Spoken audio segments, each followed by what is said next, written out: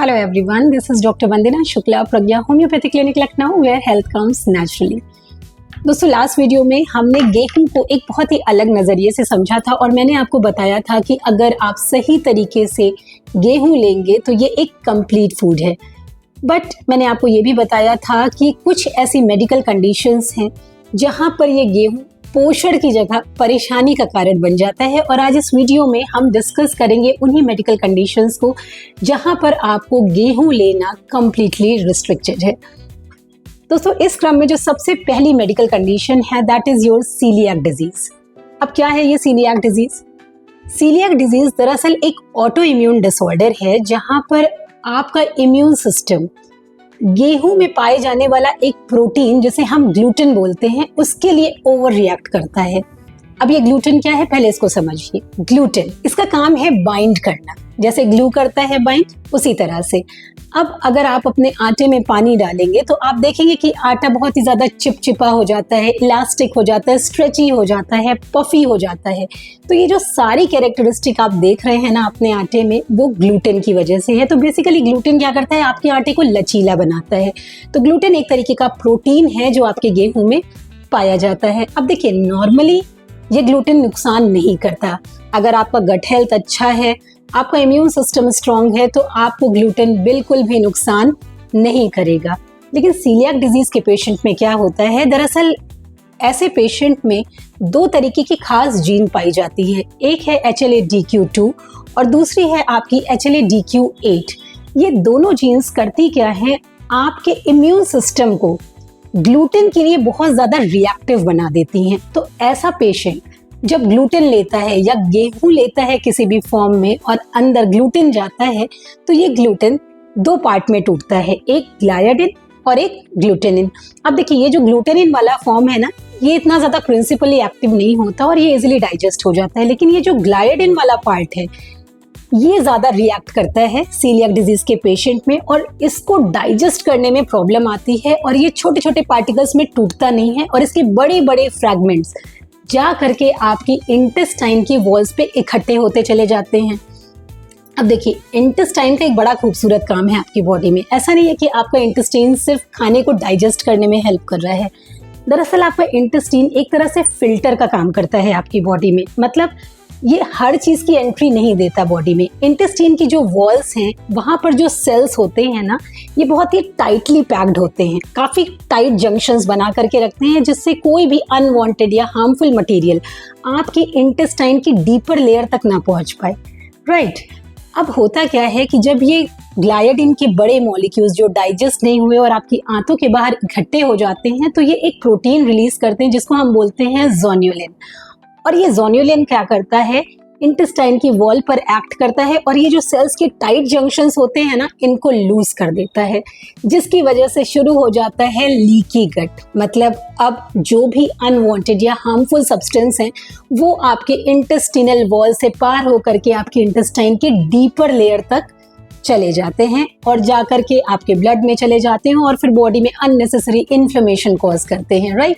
और साथ ही साथ ये जो ग्लाइडिन के बड़े बड़े पार्टिकल्स हैं ना ये भी आपके इंटेस्टाइन से अंदर चले आते हैं। जब ये इंटेस्टाइन की डीपर लेयर में जाते हैं तो वहाँ इनको एक एंजाइम मिलता है जिसको हम बोलते हैं टिश्यू ट्रांसग्लूटामिनेस एंजाइम। और ये एंजाइम क्या करता है आपके ग्लाइडिन मॉलिक्यूल के स्ट्रक्चर को और चेंज कर देता है। अब देखिए सीलियाक डिजीज में ऑलरेडी आपकी बॉडी रिएक्ट कर रही थी ग्लूटेन के खिलाफ, ग्लूटेन के ग्लाइडिन मॉलिक्यूल के खिलाफ। अब क्या हुआ, ग्लाइडिन का स्ट्रक्चर और चेंज हो गया तो आपके इम्यून सिस्टम के लिए ग्लाइडिन और फॉरेन हो गया। अब आपका इम्यून सिस्टम कंफ्यूज हो जाएगा, वो इस ग्लाइडिन के अगेंस्ट लड़ाई लड़ना शुरू होगा। राइट। और लड़ाई कैसे लड़ेगा, इसके खिलाफ एंटीबॉडीज प्रोड्यूस करेगा, बहुत सारे इन्फ्लेमेटरी साइटोकाइंस प्रोड्यूस करेगा और ये साइटोकाइंस क्या करेंगे, जा करके आपके इंटेस्टाइन की वॉल्स पर अटैक करेंगे। अब एक तो आपका इंटेस्टाइन की वॉल ऑलरेडी लीकी गट था, वहां पर ऑलरेडी इफेक्टिव थी। दूसरा आपका इम्यून सिस्टम ने और अटैक कर दिया तो वो और इफेक्ट हो गई और लीकी गट के प्रोसेस शुरू हो गए वहां पे। साथ में आपकी इंटेस्टाइन की वॉल्स जो होती है ना उस पे एक फिंगर लाइक प्रोजेक्शन होता है। मतलब जैसे मेरी उंगलियां हैं ना, उस तरीके का एक स्ट्रक्चर प्रेजेंट होता है जिसको हम बोलते हैं विलाई। और इस विलाई का काम क्या होता है, आप जो भी फूड सब्सटेंस खा रहे हैं उसमें जो भी न्यूट्रिएंट होता है उसको ये एब्जॉर्ब करती है। अब चूंकि आपके इंटेस्टाइन की वॉल पे तो अटैक हो गया, आपके इम्यून सिस्टम ने कर दिया, तो ये विलाई भी डिस्ट्रॉय हो गई। अब जो कुछ भी आप खा रहे हैं, जो भी न्यूट्रिशन आप ले रहे हैं, आपकी बॉडी उसको एब्जॉर्ब ही नहीं कर पाएगी, तो आप हो जाएंगे माल नरिशमेंट का शिकार। तो पेशेंट क्या बोलेगा, डॉक्टर साहब मैं खाता तो रहता हूँ लेकिन मेरे शरीर को तो कुछ लगता ही नहीं है।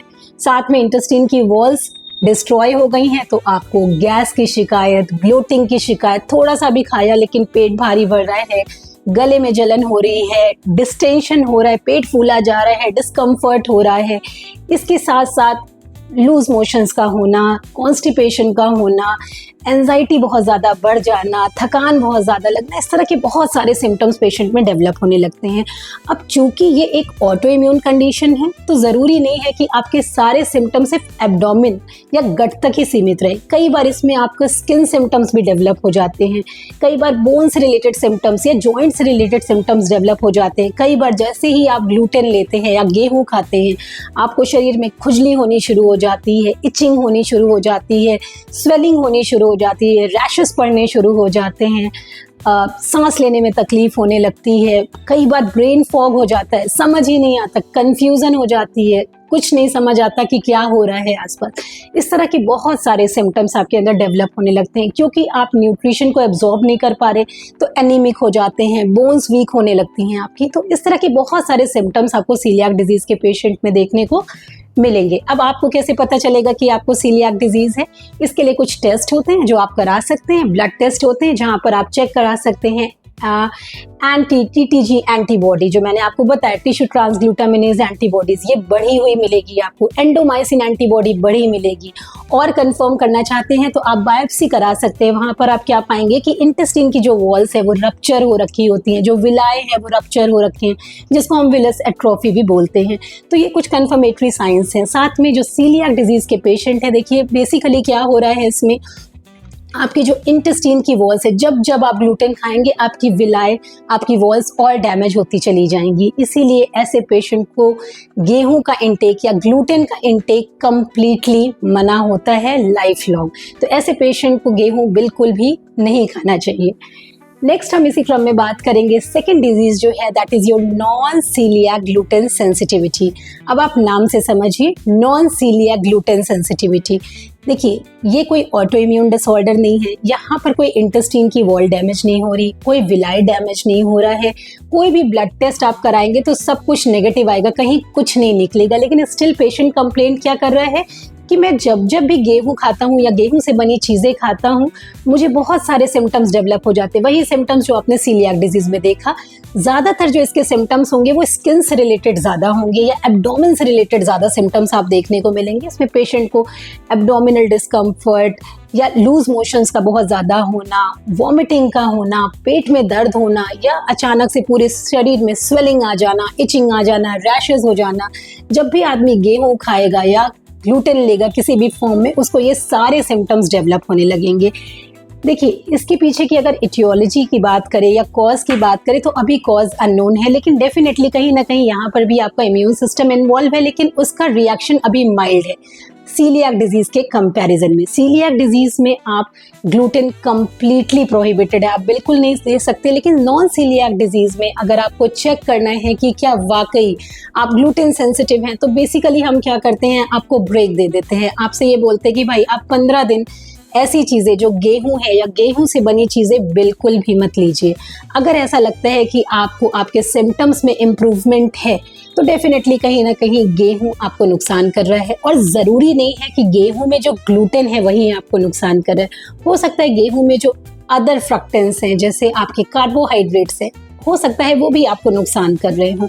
तो ऐसे केस में हम बेसिकली ब्रेक कराते हैं। 15 से 20 दिन का आप ब्रेक करिए। अगर आपको अपने सिम्टम्स में इम्प्रूवमेंट लग रही है तो इसका मतलब आप ग्लूटेन सेंसिटिव हैं, और अगर आपके सिम्टम मोर और लेस ऐसे ही हैं तो definitely we have to move to the other cause and we have to diagnose it. Third important medical condition है, that is your wheat allergy. अब देखिए, चाहे वो सीलियाक डिजीज हो, चाहे वो नॉन सीलियाक डिजीज हो, चाहे वो व्हीट एलर्जी हो, मोर और लेस सबके सिम्टम्स एक जैसे हैं, बट सबका जो ऑनसेट है और सबकी जो इटियोलॉजी है, जो कॉज है, वो डिफरेंट है। अब अगर हम व्हीट एलर्जी की बात करें तो बेसिकली ये एक तरीके की एलर्जिक रिएक्शन है, और यहाँ पर जो आपको सिम्टम्स मिलेंगे ना, वो सडन सिम्टम मिलेगा। पेशेंट क्या बोलेगा कि डॉक्टर साहब, जैसे ही मैं गेहूँ या गेहूँ की बनी चीज़ें खाता हूँ या कभी भी ग्लूटेन किसी फॉर्म में लेता हूँ तो मेरी बॉडी तुरंत रिएक्ट करती है। विद इन 15 मिनट्स या आधे घंटे या 1 घंटे में मेरे चेहरे पे बहुत सारी स्वेलिंग आ जाती है, रैशेस होने लगते हैं, सांस फूलने लगती है, वीजिंग होने लगता है, छींकें बहुत ज़्यादा आने लगती है, या एब्डोमिनल पेन होने लगता है। कई बार एनाफाइलैक्टिक जैसी कंडीशंस, इमरजेंसी जैसी कंडीशंस, डिस्पनिया, सांस फूलना, इस तरीके की भी कंडीशंस व्हीट एलर्जी के पेशेंट में देखने को मिल सकती है। आप कैसे पता करेंगे? इसके लिए आप ब्लड टेस्ट करा सकते हैं। कुछ व्हीट स्पेसिफिक IgE टेस्ट होते हैं। जनरली जो व्हीट एलर्जी के केस होंगे वहां पर आपको ब्लड टेस्ट कराएंगे तो IgE का लेवल आपको बढ़ा मिलेगा। व्हीट स्पेसिफिक टेस्ट भी होते हैं IgE, वो भी आप करा सकते हैं, वो भी आपको बढ़ा हुआ मिलेगा। और एक और टेस्ट होता है जिसको हम बोलते हैं स्किन प्रिक टेस्ट, वो भी आप कर सकते हैं। उसमें बेसिकली क्या करते हैं, आपकी स्किन पे प्रिक करेंगे, वहां पे व्हीट के एलर्जेंस डालेंगे। अगर आपकी स्किन रिएक्ट कर रही है तो इसका मतलब आप एलर्जिक हैं व्हीट के लिए, राइट। सो बेसिकली ये तीनों ही कंडीशंस एक जैसी हैं, बट इनके बीच में डिफरेंस का पता होना और डायग्नोज करना timely is very very important. रही बात सीलियाक डिजीज़ में, तो वहाँ आपको ग्लूटेन बिल्कुल भी नहीं लेना है। नॉन सीलियाक ग्लूटेन सेंसिटिविटी जो आजकल बहुत ज़्यादा कॉमन है, वहाँ पर आप ये कर सकते हैं कि ग्लूटेन का ब्रेक ले सकते हैं 15 से 20 दिन में, और उसके बाद जब आपकी गट हेल्थ बेटर हो जाए आप उसको दोबारा से कंटिन्यू कर सकते हैं। व्हीट एलर्जी के केस में आपको बहुत ही ज़्यादा कॉशियस रहना है, क्योंकि थोड़ा सा भी ग्लूटेन इनटेक या व्हीट का इनटेक आपको नुकसान कर सकता है, right. Last condition is your auto immune condition. दोस्तों, अक्सर लोग बोलते हैं कि जब आपको एक ऑटो इम्यून कंडीशन कोई डेवलप हो जाती है तो डेफिनेटली दूसरी ऑटो इम्यून बीमारी होने की चांसेस बढ़ जाती हैं। जैसे अगर आपको सीलियाक डिजीज़ है तो आपको टाइप 1 डायबिटीज़ या सोरियासिस या रूमेटॉइड आर्थराइटिस या कोई और ऑटो इम्यून डिजीज होने का खतरा बढ़ जाता है। ऐसा इसलिए होता है because of the genetic susceptibility, क्योंकि बहुत सारे मेडिकल कंडीशंस में ऑटो इम्यून में जीन्स सेम होती हैं। जैसे अगर हम टाइप 1 डायबिटीज़ की बात करें या ऑटो इम्यून हाइपोथायरॉयडिज्म की बात करें या सीलियाक डिजीज़ की बात करें, तो इन सब में जो जीन्स कॉमन है that is your HLA-DQ2 and HLA-DQ8। तो डेफिनेटली ये जीन्स कहीं ना कहीं ग्लूटेन के लिए सेंसिटिव ज़्यादा हैं। तो ऐसे केसेस में अगर आपको सीलियाक है तो वहाँ तो आपको कम्प्लीटली ग्लूटेन अवॉइड करना है। बट अगर आपको टाइप 1 डायबिटीज़ है या आपको ऑटो इम्यून हाइपोथायरॉयडिज्म है, ऐसे केसेस में ग्लूटेन, अगर आपको ग्लूटेन सेंसिटिव हैं आप, अगर आपको सीलियाक डिजीज़ है साथ में, या आपको व्हीट एलर्जी है, तो आप अवॉइड कर सकते हैं। अदरवाइज ऐसे केस में ग्लूटेन को परमानेंटली अवॉइड करने की ज़रूरत बिल्कुल नहीं है। हाँ, आप ये कर सकते हैं, जितनी भी ऑटो इम्यून कंडीशंस हैं आप कुछ दिन के लिए यहाँ पर भी ब्रेक कर सकते हैं ग्लूटेन से, क्योंकि ग्लूटेन क्या करता है, अगर आप ब्रेक ले लेंगे, चूंकि एक ऑटो इम्यून कंडीशन है और यहाँ पर बॉडी में लगातार इन्फ्लेमेशन हो रहा है, और ग्लूटेन माइट भी आपके इस इन्फ्लेमेशन को ट्रिगर कर रहा है, आपकी गट हेल्थ को और डिट्योरेट कर रहा है, लीकी गट कॉज कर रहा है। तो अगर ऐसी कंडीशन में आप कुछ दिन ग्लूटेन का ब्रेक कर देंगे तो आपकी कंडीशन इंप्रूव हो जाएगी। बट माइंड यू, ये हर कंडीशन में नहीं है। ज़रूरी नहीं है कि हर ऑटो इम्यून से सफ़र करने वाले पेशेंट को ग्लूटेन नहीं लेना है। अगर आपको सीलियाक डिजीज़ है, अगर आपको किसी भी ऑटो इम्यून कंडीशन के साथ व्हीट एलर्जी है या ग्लूटेन सेंसिटिविटी है या सीलियाक डिजीज़ है, तो ही आपको ग्लूटेन अवॉइड करना है। अदरवाइज अगर आप एक अच्छे सोर्स से गेहूँ ले रहे हैं, होल व्हीट आटा ले रहे हैं, सही मात्रा में ले रहे हैं, संतुलित ले रहे हैं, तो आपको ग्लूटेन अवॉइड करने की ज़रूरत नहीं है। सो आई होप दोस्तों आपको ये जो पूरा कॉन्सेप्ट था कि ग्लूटेन क्या है, ग्लूटेन सेंसिटिविटी क्या है, किसको गेहूँ खाना है, किसको गेहूँ नहीं खाना है, ये पॉइंट्स क्लियर हो गए होंगे। इन केस अगर अभी भी कोई कंफ्यूजन रहती है, कोई क्वेश्चन है, तो डेफिनेटली आप उसे कमेंट बॉक्स में डाल करके मुझसे पूछ सकते हैं।